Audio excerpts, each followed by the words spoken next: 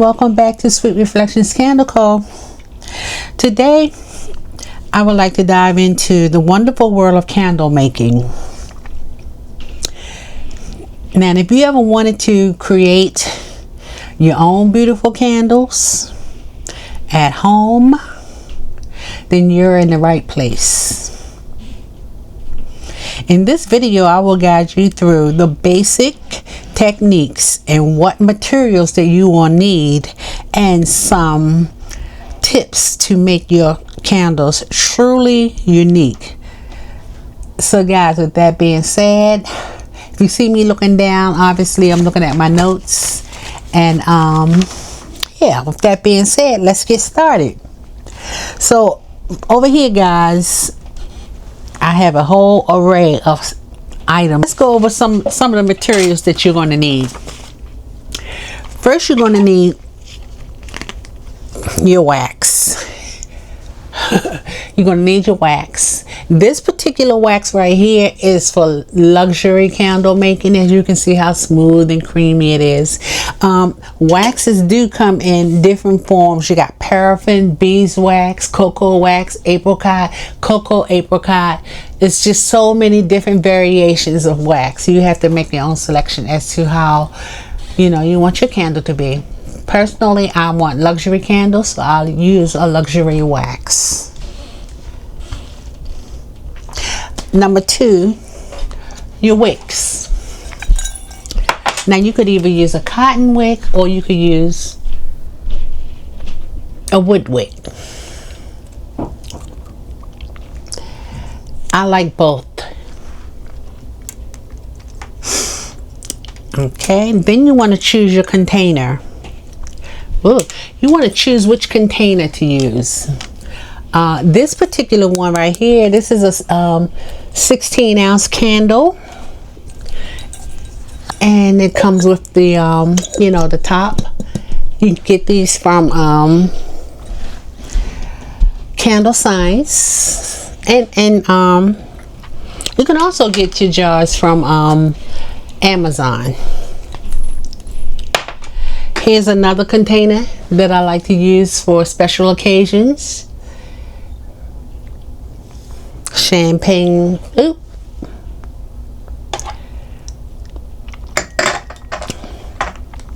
And guys, when you are using, let's go back to the wicks.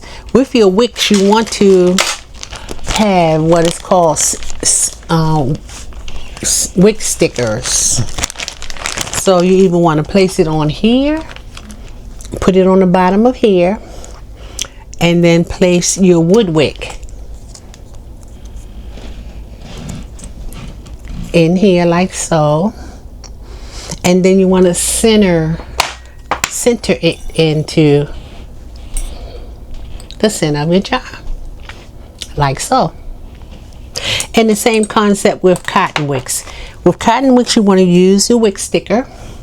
I use this little ink pen filter type thing for my cotton wicks, and I'll stick the cotton wick through there like so, and place it in the center, and usually take it off and it'll be centered.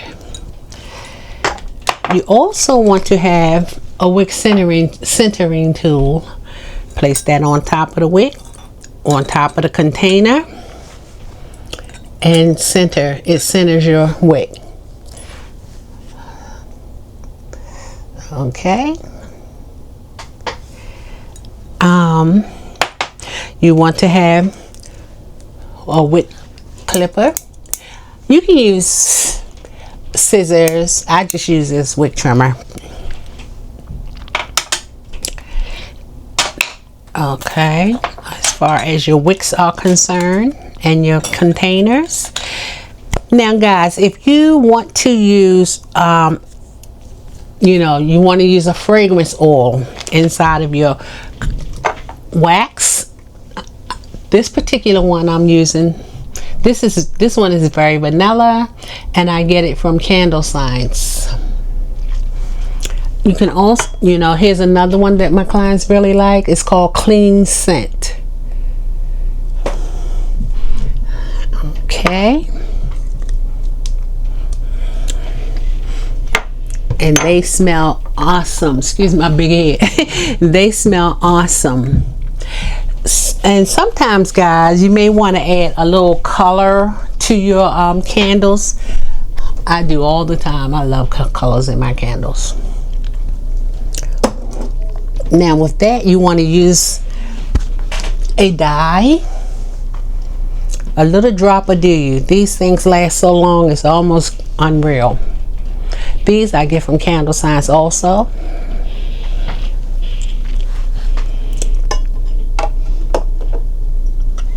And I also, when I add color to my candles, I use what is called an emulsifier. This helps to stabilize the color in my candles and make my colors last longer.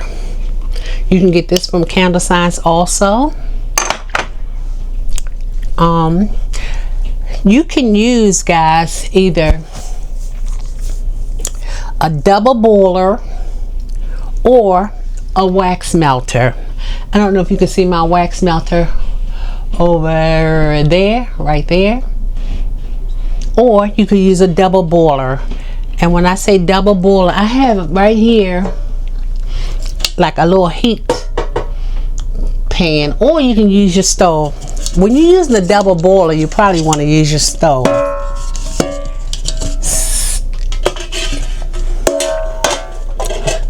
Like so. Okay. Excuse me. You want to have something to test your temperature. You can use this temperature gauger, or you can use a simple candy temperature gauger to test the temperatures of your candles. You want a utensil for stirring your candle with. I use this metal spatula. And let me see if there's anything else. Yes, you're gonna want your alcohol. Definitely gonna want paper towels. Always something to wipe stuff up with, like your jar. But you wouldn't use the paper towels to clean out your pour pot. And see what else. Essentially, those are the materials that you will need. You're going to need some rubber gloves, and you're going to need your scale. I have several scales, but this one works best for me right now. You can get your pour pot in different sizes. This is 16 ounce. This is a smaller one. Anyway, you can get these from Amazon.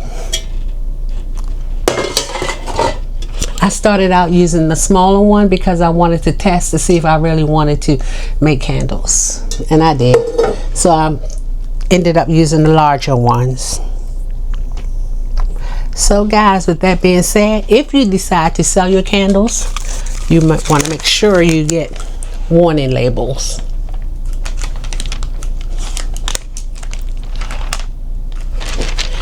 I get these from you can get these from Amazon or Candle Science, whichever is convenient for you.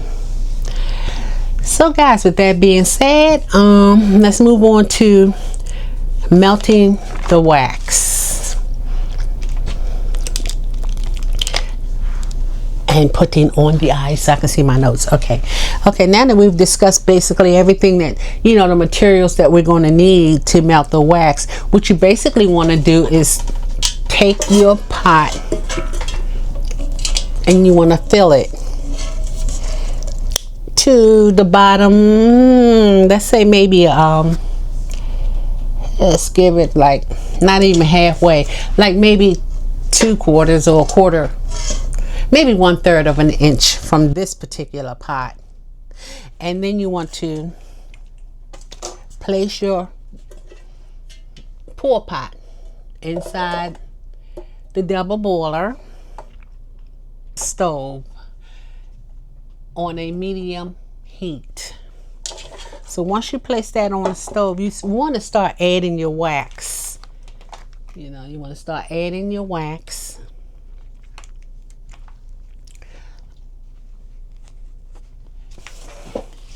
Okay. Once you start adding your wax, you want to let it melt slowly, and then you want to stir it occasionally until the temperature reaches about 170 to 180 degrees Fahrenheit. This will ensure that your wax that the wax is fully melted and is ready for your fragrance. So essentially, guys, what I'm saying is let your wax melt to a maximum 180 degrees, and then you can start adding your fragrance. So when you add your fragrance, once the wax has melted, a good rule of thumb is for every pound of wax that you use, you want to use 1 ounce of fragrance. Then you want to stir it for about 2 minutes, so that you want to make sure that the molecules in the wax bind with the fragrance molecules. So in order to incorporate it fully, you want to stir it at least 2 minutes. So while your wax is melting, you want to get you want to prepare your wicks.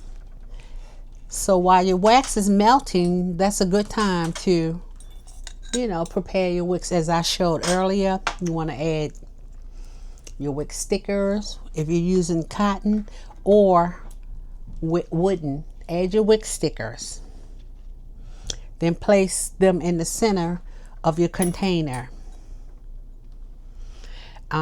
Make sure that they are secured with your wick stickers, and guys, you can also use, pour a little wax at the bottom of your container and put your wick on that. Let it cool, and you can also stick your wick like that. I never liked that method because it seemed like the wick might slide.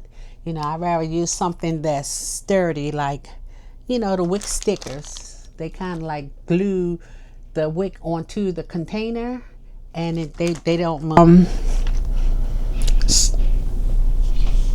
Okay, place it in. Let me see. Now carefully okay, now that you have your wicks inside your container and your wax is melted you allow your wax to cool off from 150 to 160 degrees Fahrenheit. Once it has cooled off this temperature, it helps prevent sinkholes. Then you can begin to pour your wax into your containers, and you want to leave about 1 inch on top so that you have room for your lids or whatever. But the main point from that to take is pouring your wax at that temperature allows you not to have sinkhole. It prevents sinkholes. So after you poured your wax, you let your candle cool, and you do not disturb it for at least 1 to 2 days. You'll know when it's ready when the surface is firm and when the surface is firm and there's no liquid on the surface.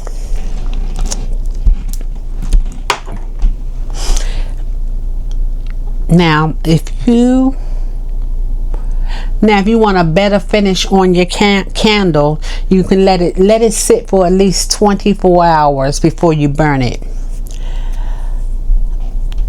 And guys, once your candle is made, if you happen to have sinkholes, you want to use this. This is a heat gun. This is my very first heat gun. And it's pretty easy to use. What you do is plug it up and lightly let it go over the top of the candle until you know, some of the wax has melted and into the sinkhole. Then you let that cure, and your candle should be smooth, come out smooth. I was trying to see if there's anything else. As far as containers are concerned, guys, you have different types of containers. You can use a tin container. You can use your glass container. You can use a decorative container. This is my kitchen candle. Raspberry, smells so good. So those are some basic tips. Once your candle has cured, you want to cut your clip your wick. I don't know. Yeah, guys, once your candle is complete, you want to clip the wick to maybe 1/4 of an inch. You see that? Okay, yeah, wick or wood or cotton. Let me see, do I have one that is cotton? Yes, this is a cotton, clipped to about 1/4 of an inch. Okay. So guys, here's some tips, a few tips that I would like to share. Before we wrap this up, here's a few tips that you can use for a successful candle. Number one, you want to experiment with scents. Don't be afraid to mix and match your scents, your oils, and your oil waxes for different candle variations and different unique scents. You want to always test your wicks. You can find a wick tester on Candle Science website. They actually show you how to measure your container, and they suggest a type of wick. So once you take their suggestion, if the candle doesn't burn, you know, properly, you either have to wick up or wick down, and then you can go back to the website and it'll tell you which one you should do. Number three, guys, you want to have patience. So you want to allow your candle to cure a few days for a better burn and a great scent throw. A rule of thumb is, the longer you let your candle sit, the greater the scent throw will be. And there you have it, guys, your very own homemade candle. I hope you enjoyed this beginner's guide to candle making. If you tried this at home, please share it in the comments with me or tag me on social media. And don't forget to like, share, and comment this video, and please consider subscribing to the channel for more DIY projects. Thanks for watching, and I'll see you guys in the next video. Peace. Bye guys. Thanks for watching.